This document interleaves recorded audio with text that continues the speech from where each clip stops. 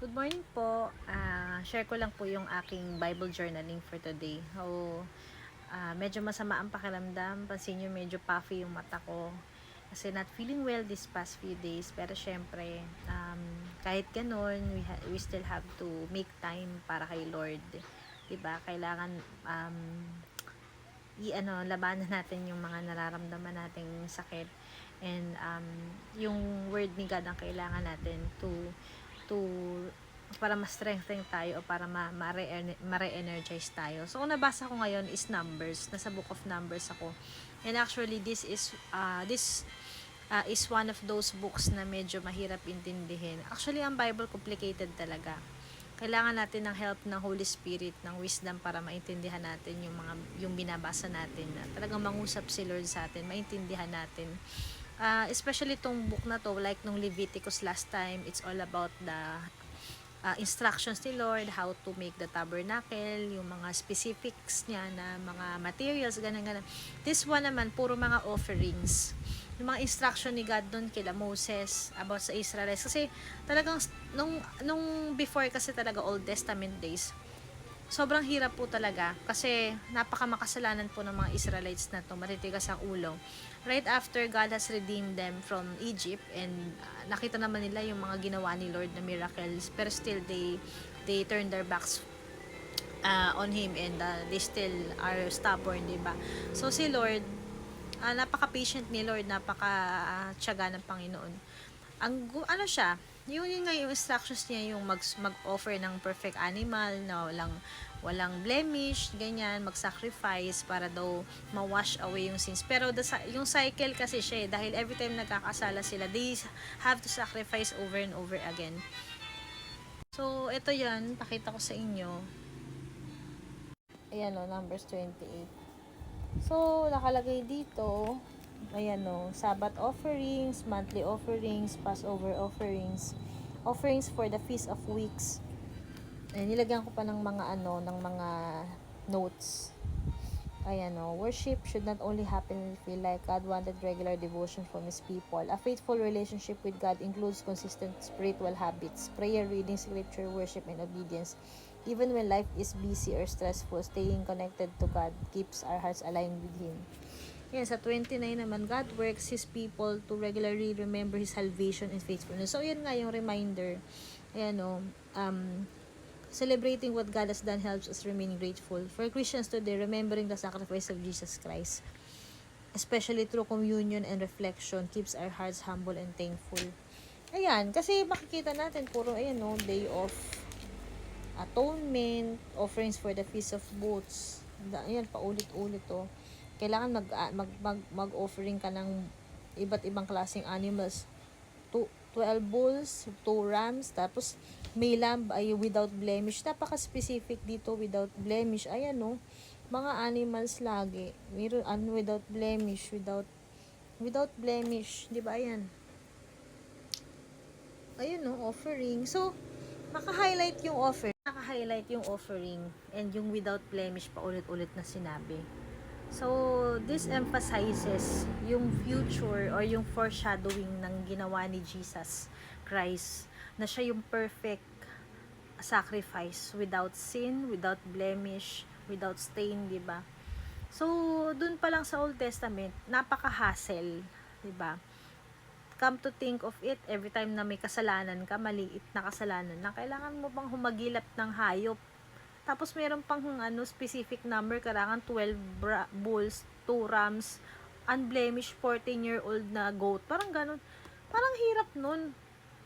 'Di ba? Parang napaka-stressful din sa part nila na na parang sobrang pricey, risky yung kapatawaran ng Diyos. Napakahirap maabot, napakahirap na ma-achieve. Kaya sobrang thankful tayo kay Jesus sa ginawa niya, 'di ba? Na siya lang once and for all ginawa na niya yung sacrifice. Kasi dito, ritual to eh. Tradition, parang ritual to. Kailangan ulit-ulitin mo. Si Jesus kailangan bang pako sa krus ng paulit-ulit? 'Di ba ginawa na niya yun once and for all? 'Di ba? So nasa sa atin na lang yun. Ang nakakatuwa dun, ito kasi, ang mabubura lang dito is yung kasalanan mo at the present. Pero yung past, present, future, paano yung future? Syempre, malabo namang hindi ka magkasala, magkakasala ka pa rin. 'Di ba? Hindi yan kayang burahin ng kahit na anong animal offerings or sacrifice, burnt offering, blood offering ng animal. So, only si Jesus lang talaga. Ang perfect offering, ang perfect sacrifice ng Panginoon Diyos na si Father God, sarili niya anak, in-offer niya for us. So, nakaka-bless lang. Tapos yung without blemish, sobrang importante. Bakit unblemished? Kasi, there has to be a perfect human being without sin. Kasi kung si Jesus ay nagkasala kahit konti, kahit isang kasalanan lang na mababaw, hindi siya qualified para i-redeem tayo, 'di ba? So, useless. Kasi, kailangan nga talaga ng perfect ransom na hindi nagkasala para maging para matubos tayo. So yun kasi yung rule ni God na Old Testament pa lang pala meron na talagang foreshadowing ni Jesus Christ. So doon talaga ini-insert na yung coming Messiah, mafo-foresee na natin. Nakaka-bless lang. Kaya nga sabi dito kailangan nating i-recall yung ginawa ni God for us. Old Testament pa lang malinaw na malinaw, it all points to the coming Messiah or the coming Savior. Ayan, so, kaya pag nagbabasa tayo ng Bible, sobrang importante that we are reading it carefully and kailangan talaga, kung hindi man natin maintindihan, we are seeking the Lord's wisdom and direction sa pagbabasa nito. Kasi, hindi natin siya lubos maunawaan talaga on our own. And si Lord yung magre-reveal sa atin nung ano yung gusto niyang matutunan natin. And nakaka-bless na iyan yung na-reveal na message today about the salvation. Salvation natin, di ba? Hindi lang naman yung ginawa ni Jesus At the whole picture here is, He went to sacrifice and offered Himself for the salvation of all people. Lahat lang ng magtitiwala sa Kanya at tatanggapin siya ng buong buo bilang Lord and Savior. Yun yung pinagkakalooban ng salvation. So, the salvation of us, di ba? Yun. So, we are another awakening sa atin to really meditate kung tayo ba ay tunay ba tayong tumanggap sa Panginoon as Lord and Savior. So, we trust you, we love you.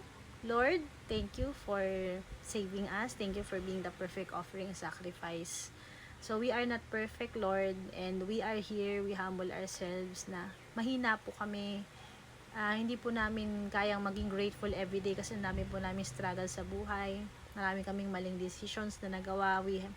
Marami kaming pagkakasalang nagawa. Pero nagpapasalamat po ako, Panginoon, na hindi niyo po kami pinababayaan. So, yan, talagang sa ngayon talaga, na pagulo na ng pagulo at pahirap na ng pahirap ang buhay, kami po, we are also suffering really ngayon.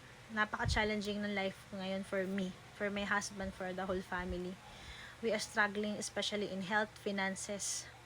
Pero talagang paubaya lang kay Lord and patuloy magtiwala kay Lord. And while enduring, kailangan ginagawa mo pa rin yung tama. Kasi ang hirap nun nahihirapan ka, pero you still have to do what's right. Nahihirapan ka, pero still you have to show love and compassion and grace to the people around you. Kahit na ibang tao napaka-unfair, kahit yung ibang tao hindi maganda ang trato sa'yo, ganyan. Kailangan mo maging pa rin, maging patas, di ba? So, ayan. Thank you po. I hope na na-bless kayo sa message na to.